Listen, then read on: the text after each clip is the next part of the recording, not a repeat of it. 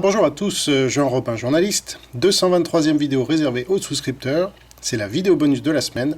Donc pour avoir des précisions sur la souscription, vous allez dans la description de cette vidéo. Vous cliquez sur Patreon, vous aurez accès aux 3 souscriptions que je propose.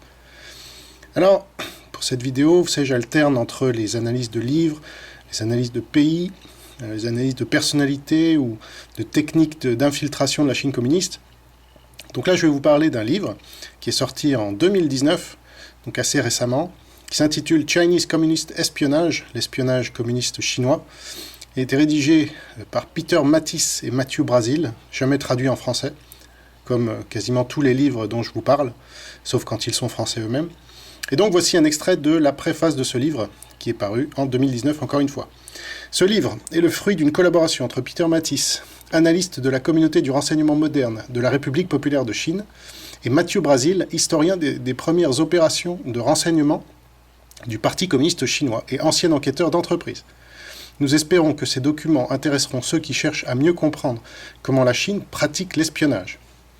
Même si tout le monde espionne, les méthodes utilisées par la République populaire de Chine pour obtenir des renseignements secrets sont trop souvent entourées d'un mystère inutile. Cela peut entraîner des erreurs de calcul, des malentendus et des préjugés de la part des gouvernements qui protègent les informations relatives à la sécurité nationale et des entreprises qui protègent les secrets commerciaux. Plus important encore peut-être, cela fausse et nuit aux relations bilatérales entre la Chine et ses importants partenaires diplomatiques et commerciaux, notamment les États-Unis et le Japon. En rédigeant ce guide de référence, nous n'avons pas l'intention de fournir des réponses définitives, mais plutôt de présenter l'histoire du renseignement au sein du Parti communiste chinois et du Parti État moderne. En décrivant systématiquement les personnages clés, les organisations et les affaires d'espionnage, nous invitons les lecteurs à tirer leurs propres conclusions sur les services de renseignement de la République populaire de Chine, leurs activités et leurs méthodes. J'ai trouvé ça très intéressant parce que les communistes chinois se protègent vraiment beaucoup d'infiltrations étrangères, et notamment grâce à leurs services de renseignement. Ils ont retourné en 2012 une vingtaine d'agents de la CIA. C'était sous Obama. Ils les ont tués, évidemment. Donc, on a un certain angle mort aujourd'hui sur la Chine communiste à cause de ça. Et donc, c'est pour ça que je vais vous en parler à travers ce livre.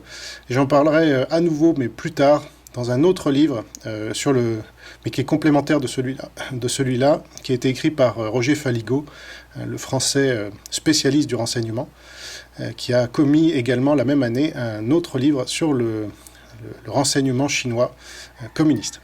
A tout de suite pour les souscripteurs, à bientôt pour les autres.